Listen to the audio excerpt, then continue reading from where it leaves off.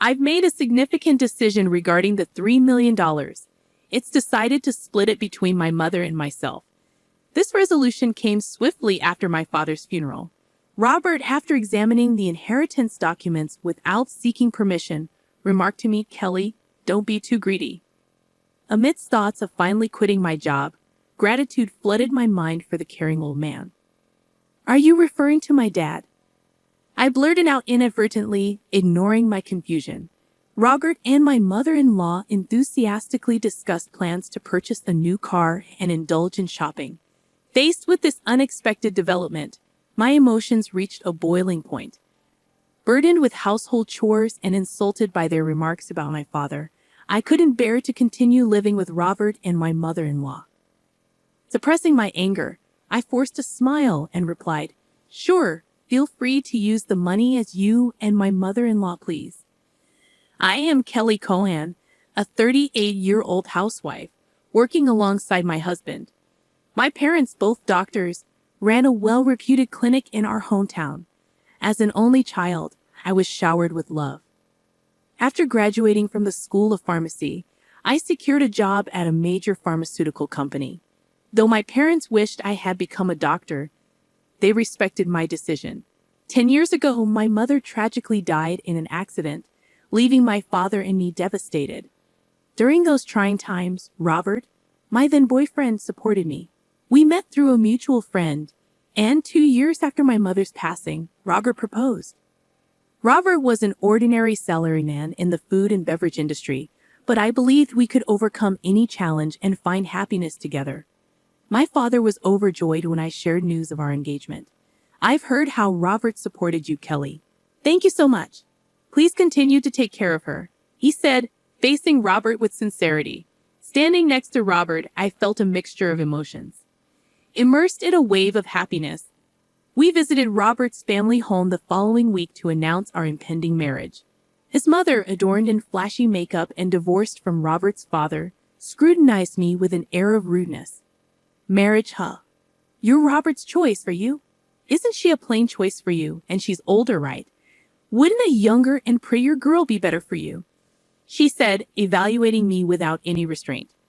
Quickly, Robert retorted, "Mom, you know I'm in pharmaceuticals, right? Kelly works there. Her father is a doctor and runs his practice." Instead of highlighting my character, Robert emphasized the financial advantages. In response, his mother's expression transformed into one of satisfaction. "Oh, Robert, you should have told me such important things earlier. That changes everything. I happily approve of the marriage. Nice to meet you, Kelly." "Thank you," she declared, granting her approval. With Robert overjoyed at his mother's acceptance, I couldn't shake off a lingering sense of unease. Despite the smooth proceedings and approval from Robert's mother, as we were about to register our marriage, my father, a doctor and real estate investor, presented me with an apartment in a luxury building in New York City as a wedding gift. Excitedly, I informed Robert, "Dad has given me this apartment as a wedding gift. It's our new home. Let's live here happily and peacefully together." Robert smiled, and our married life commenced. However, post-marriage, I began to notice something disconcerting. Robert, having lived with his parents until then, seemed almost incapable of handling household chores. He couldn't cook, didn't know how to operate the washing machine, and showed no interest in learning. Garbage would be left scattered around with no effort to dispose of it properly.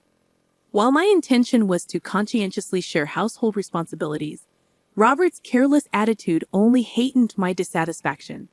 In the initial year of our marriage, I willingly took on all the household duties, despite some complaints, considering we were still in the honeymoon phase. However, the combination of work exhaustion and struggling to keep up with chores pushed me to my limit in our second year. Deciding it was time for a serious conversation, I bravely expressed my dissatisfaction to Robert. To my dismay, his response lacked gratitude or reflection. "I'm tired from work too. You're much better at chores than I am, right? It's better if you do them since I'm not good at it," he dismissed just like that. Consequently, Robert hardly contributed to the chores, leaving me to bear the brunt of our household responsibilities. But that wasn't the sole issue. After marrying Robert, I discovered that his mother harbored some peculiar ideas. Robert, not particularly interested in seasonal events, led me to send a quality scarf and carnations to his mother for Mother's Day. Despite selecting a nice scarf from a department store, his mother's displeased call criticized it as not being from a famous brand, deeming it absurd to send such a no-name item. Attempting to explain its quality proved futile, as she insisted on items from a very famous luxury brand. Stunned by her reaction, I reported this to Robert upon his return home. Instead of empathizing, he nonchalantly said, "What? Just do as she said." Robert failed to take my side, and from that point on, we started giving her cash as she demanded. By our 5th year of marriage, her frequent visits became a regular occurrence, always finding reasons to ask for money.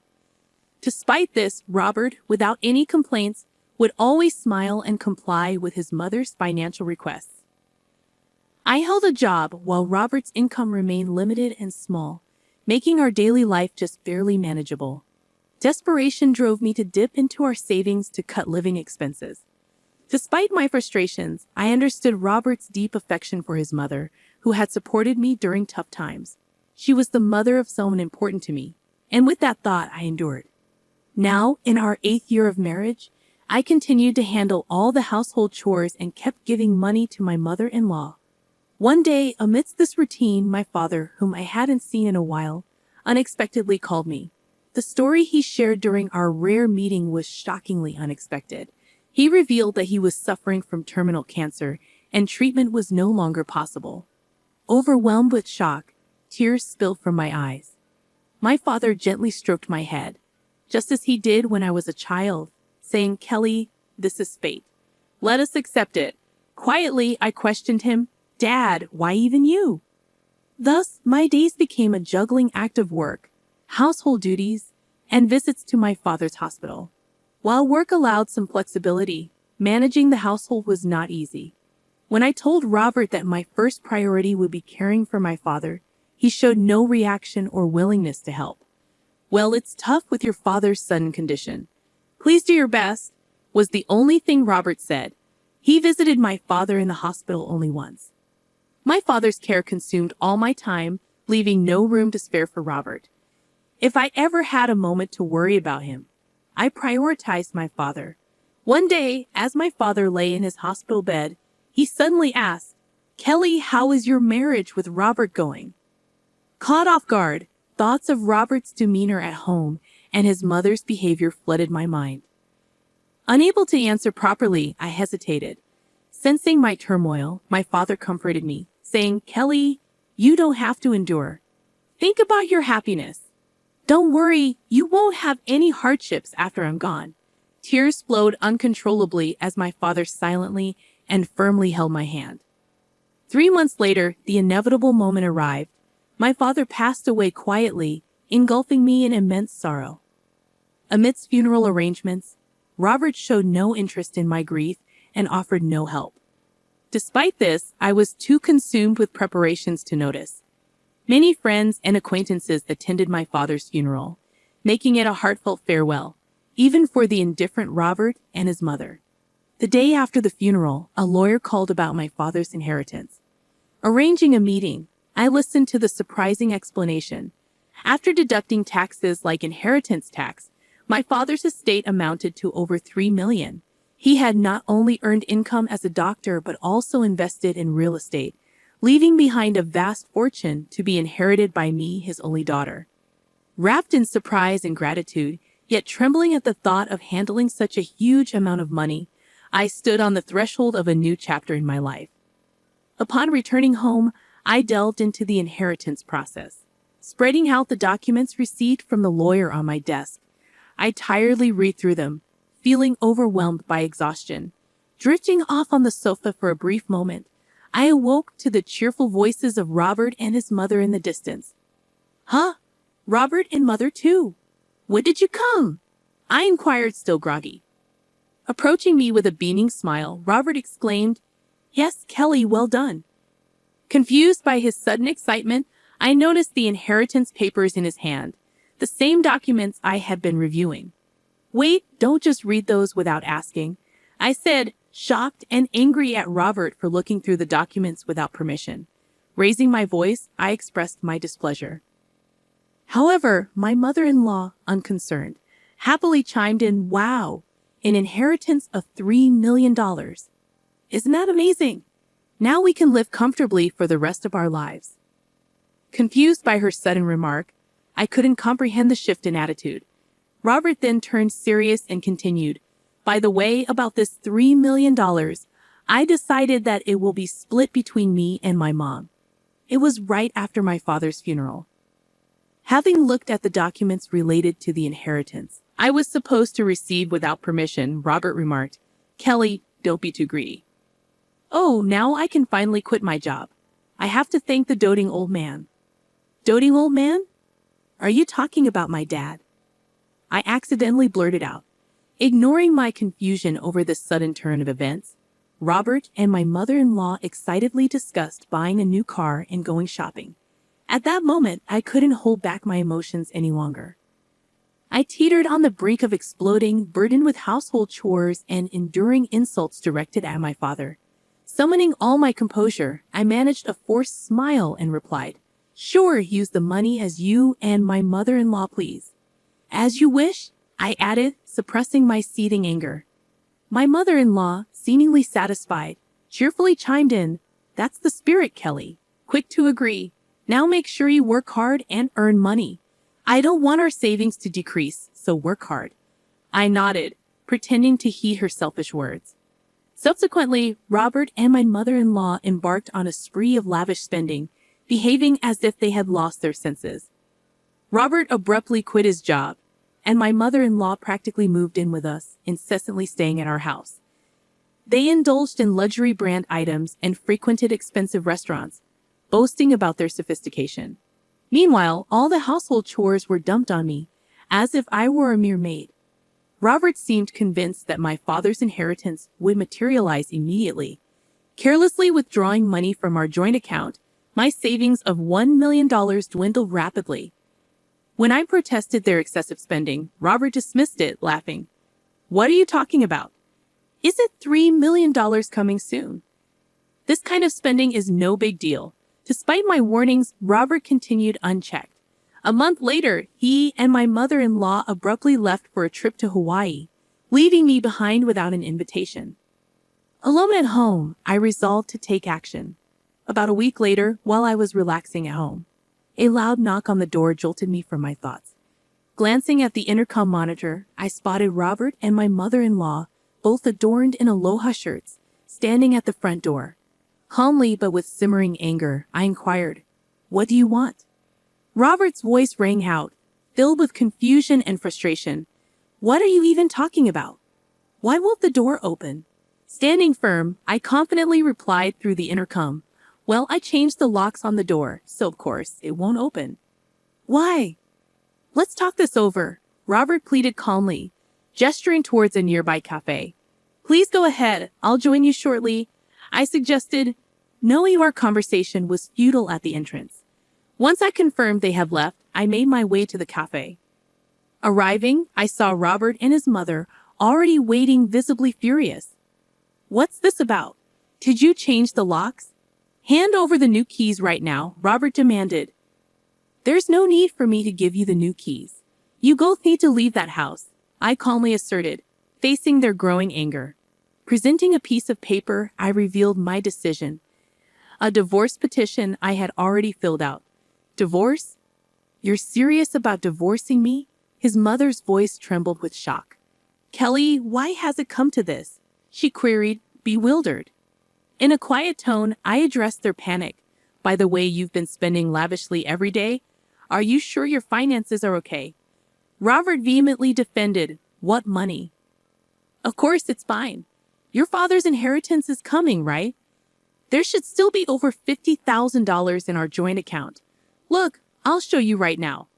Opening his banking app, Robert's expression shifted abruptly. What's this? Why is the money gone? It was there just the other day," he exclaimed, his mother mirroring his confusion as she frantically checked her phone. A loud knock on the door jolted me from my thoughts. Glancing at the intercom monitor, I spotted Robert and my mother-in-law, both adorned in aloha shirts, standing at the front door. Calmly but with simmering anger, I inquired, "What do you want?" Robert's voice rang out, filled with confusion and frustration. "What are you even talking about? Why won't the door open?" Standing firm, I confidently replied through the intercom, "Well, I changed the locks on the door, so of course it won't open." "Why?"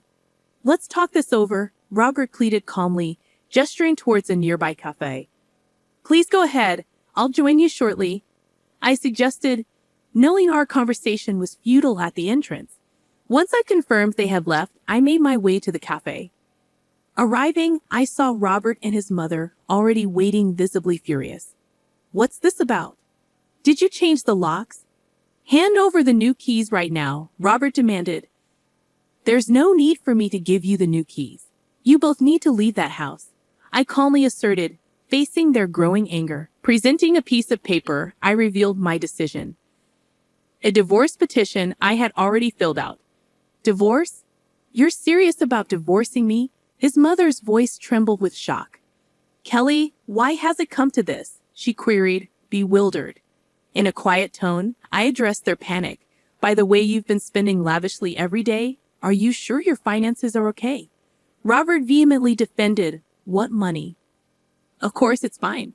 Your father's inheritance is coming, right? There should still be over $50,000 in our joint account. Look, I'll show you right now." Opening his banking app, Robert's expression shifted abruptly. What's this? Why is the money gone? It was there just the other day," he exclaimed, his mother mirroring his confusion as she frantically checked her phone. I revealed the truth to them as they panicked, failing to grasp the situation. "Of course it's gone.